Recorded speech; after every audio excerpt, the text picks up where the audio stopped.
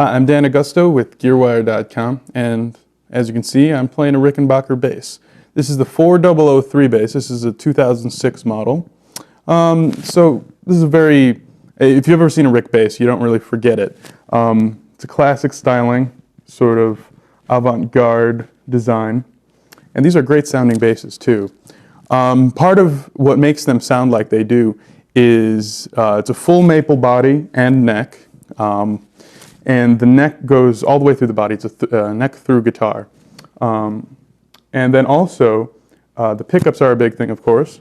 And these are Rickenbacker design, true to the original. Single coils, hum protected. And the bridge, which is a big hunk of metal. And it actually translates a lot of vibrations from the string back into the guitar, back into the pickups. So that's a big part of the sound. We have a rosewood fretboard. And something that Rickenbacker does to their fretboards that's a little different. They use lighter rosewood and sort of a lacquer finish instead of like a matte finish like a lot of companies will do. It makes it feel a little different. It's a bit more slippery. Some people like it, some people don't. On the bass, I don't really notice that much. On the guitars, I do. But that is something about these Rickenbacker guitars. The neck is pretty fat.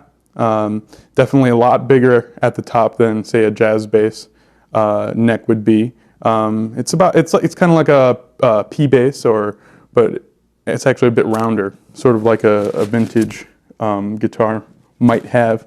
There are two truss rods that run through the neck, and that's also part of what lends this guitar its feel and its tone. The headstock is also an interesting shape with brass tuners. And so let's see how this guitar sounds. I'm going to start with the neck pickup, and I'm going to play with my fingers at first.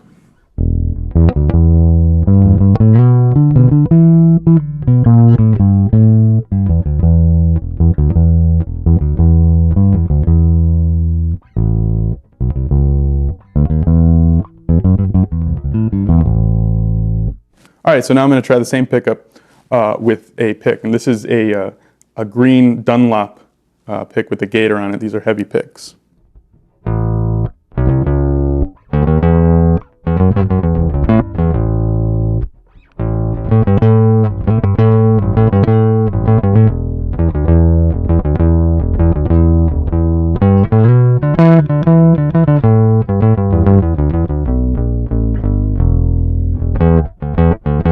So these basses have a lot of sustain, have a very thick, rich sound to them, almost what a lot of people will describe as a lot of knock in the sound. Okay, let's listen to the center setting. I'm going to play with my fingers first.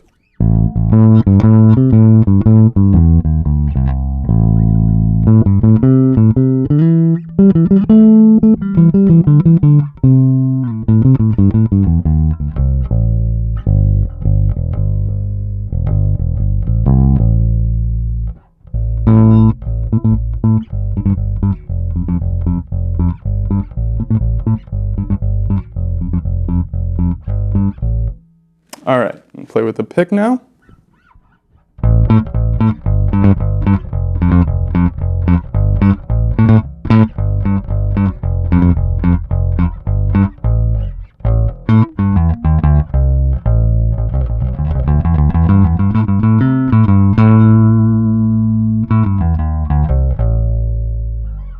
All right, now we're going to try the bridge pickup, and I'm going to play with the fingers.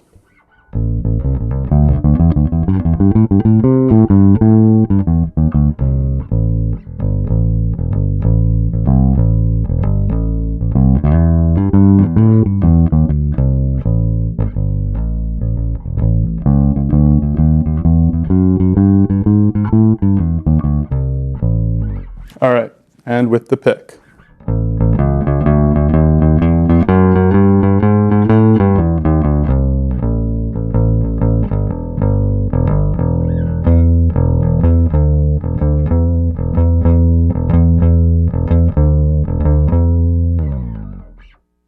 All right, so now that we've heard what each pickup does, let's talk about some of the controls.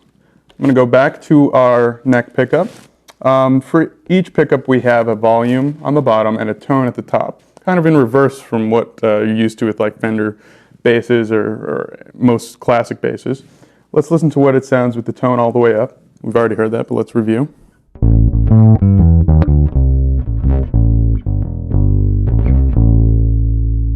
All right, I'm going to turn the tone down.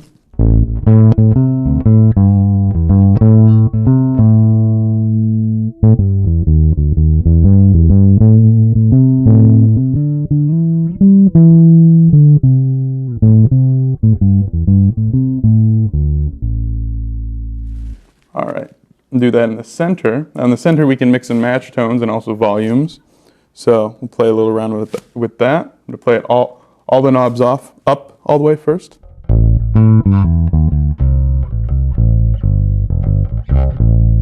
All right, now I'm going to turn down some of the treble tone, see how that sounds. Turn it back up.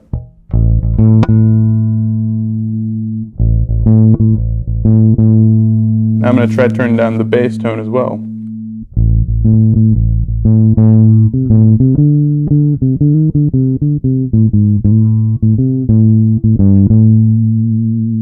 Now if you're listening on like computer speakers or smaller speakers, you probably don't even hear that right now, but that's just because I'm taking out all the treble frequencies. All right, let's go to the last pickup. And as you can see, one thing I didn't mention about this pickup is we have sort of like a resonating bar over it. And supposedly that increases sustain.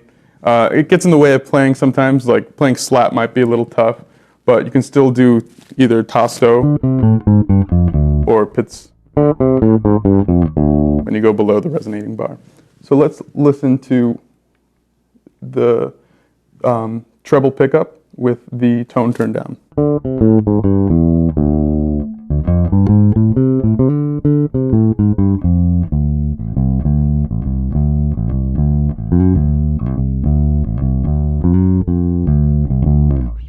All right, and all the way down.